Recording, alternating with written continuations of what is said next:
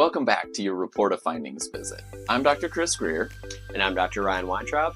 And this is one of the favorite visits that we get to have with a person. Mainly because we gathered so much information on that first day, and now we get to have an opportunity to talk with you about that.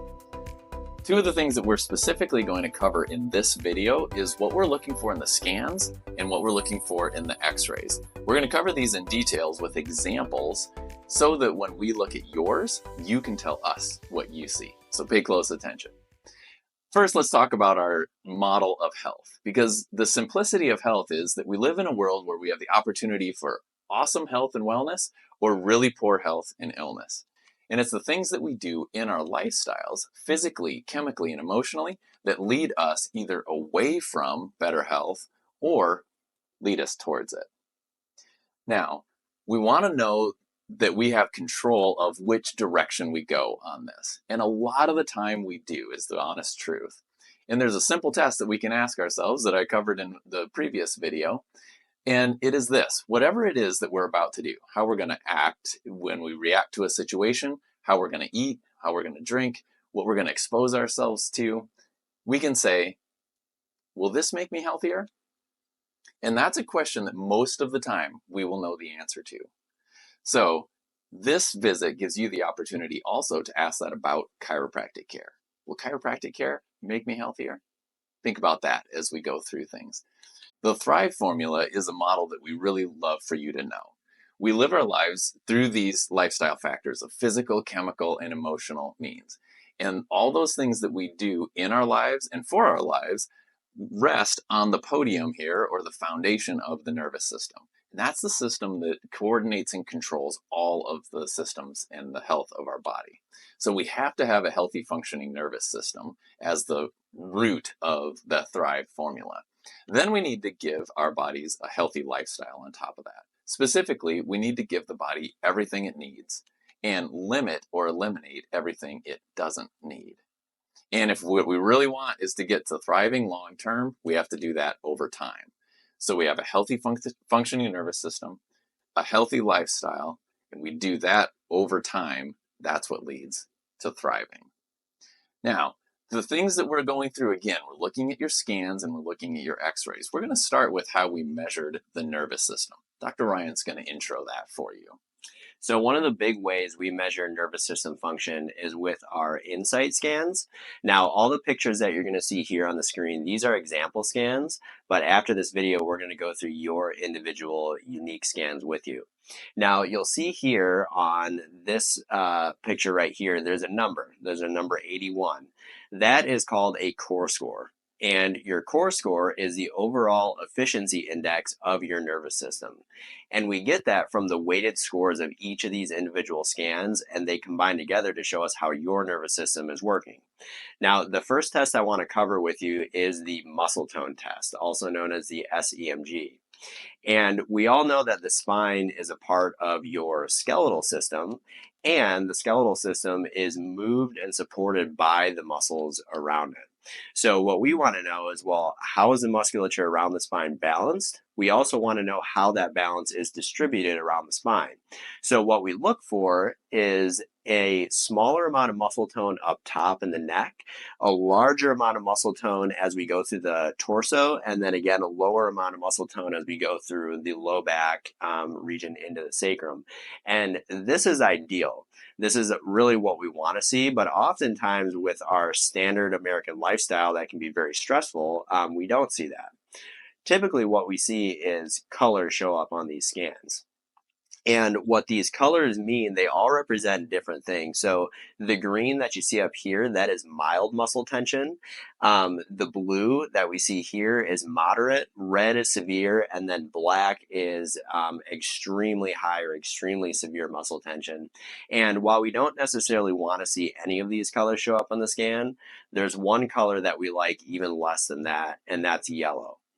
What yellow indicates is that there's a lack or diminished amount of nerve supply going to those muscles, and it creates instability and weakness around that area of the spine.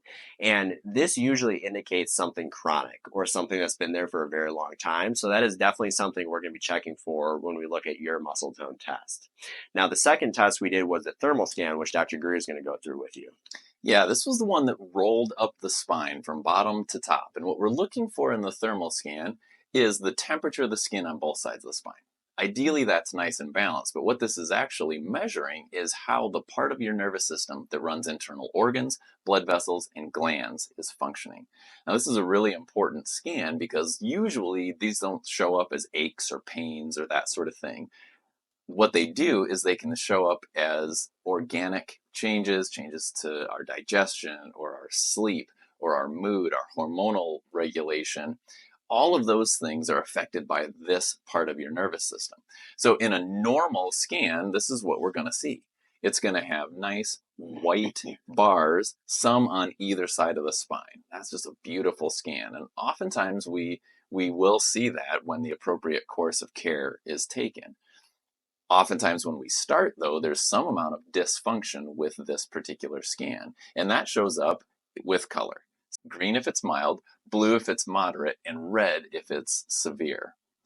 Now, those colors show up at specific levels, and we know what organs, blood vessels, and glands are affected by those levels. So we will be looking to see exactly where your function is, whether it's well balanced or whether it's not. The third test we did is our pulse wave profile, and Dr. Ryan's going to talk with you about that.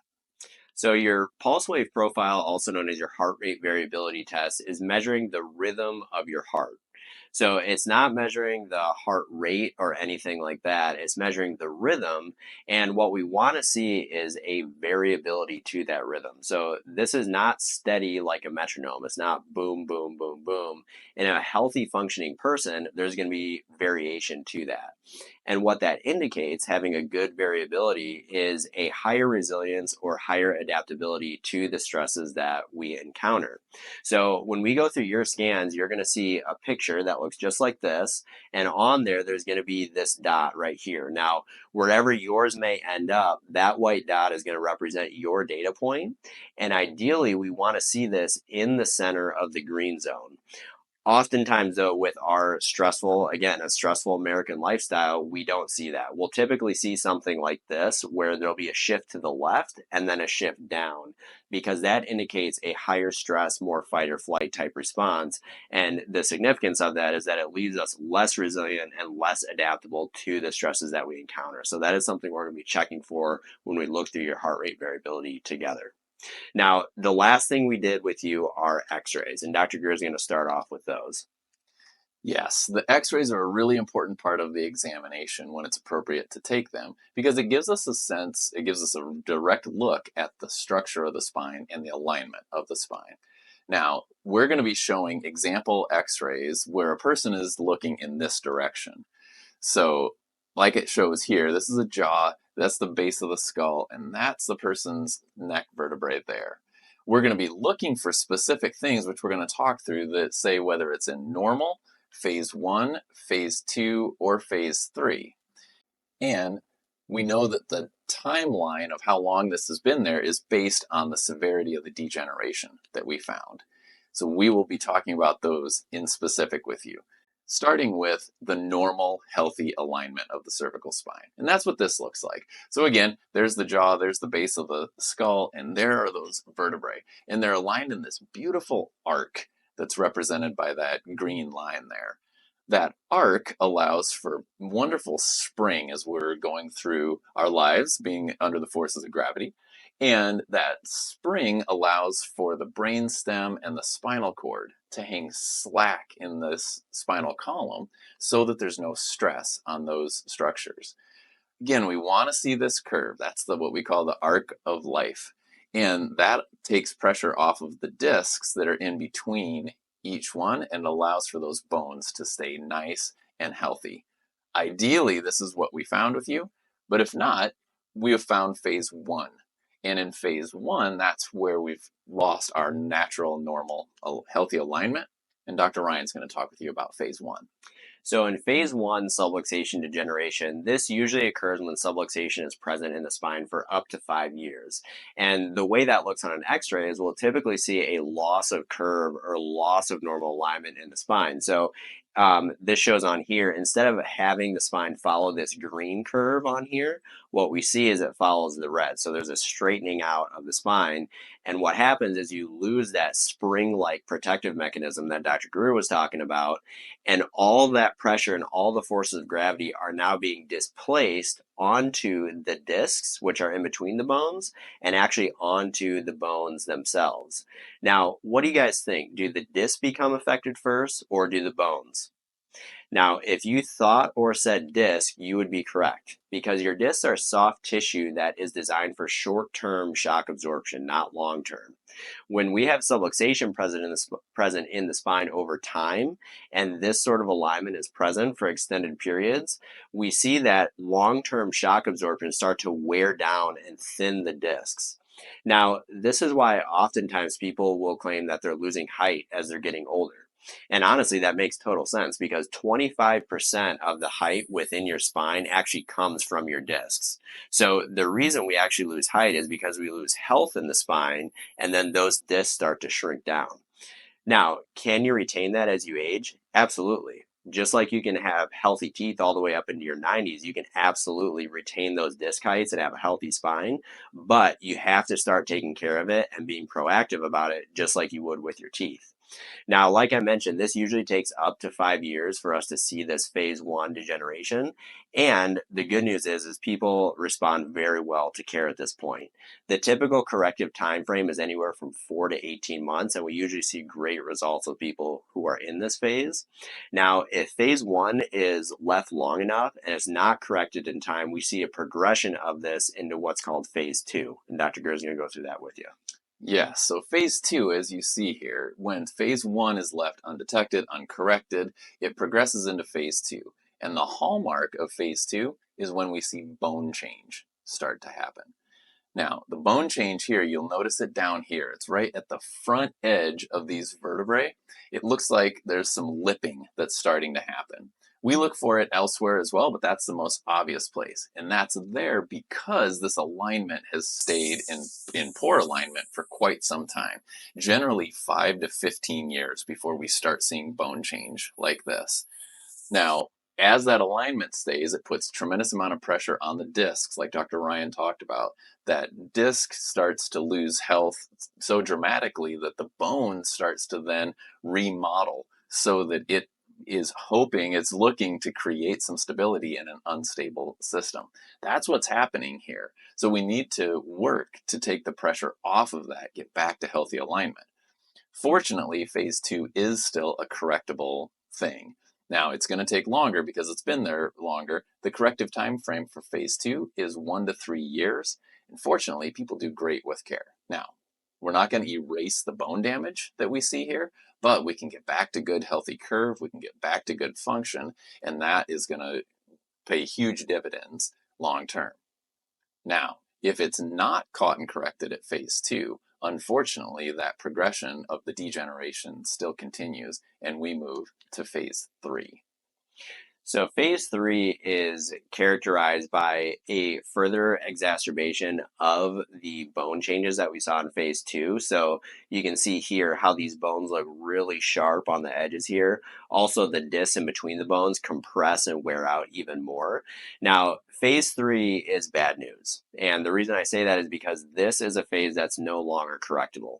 Person's waited way too long. It's usually been present. This issue's been present in the spine for anywhere from 15 to 20 years, sometimes even longer.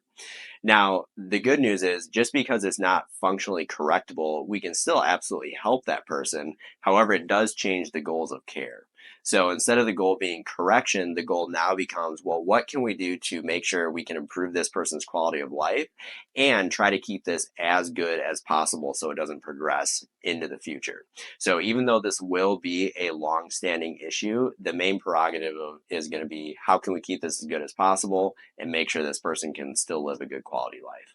And one of the most heartbreaking things I've found about phase three is oftentimes when we find it and we report it to a person, oftentimes I get a story of like, man, how did this happen? I've gone to a chiropractor my whole life. And I say, well, how did you do that? And they say, well, I went every time my neck hurt, every time my back hurt. It's been a reactive care model. And unfortunately, even reactive care chiropractic doesn't prevent this from happening. So we'll talk with you about a different model if that's what we've found. Now, you probably have a lot of questions at this point. Common questions are things like, well, did you find subluxation in my case? And if you did we catch it in time? Is it phase 1? Is it phase 2? Or is it phase 3? And then, of course, well, what do I need to do next?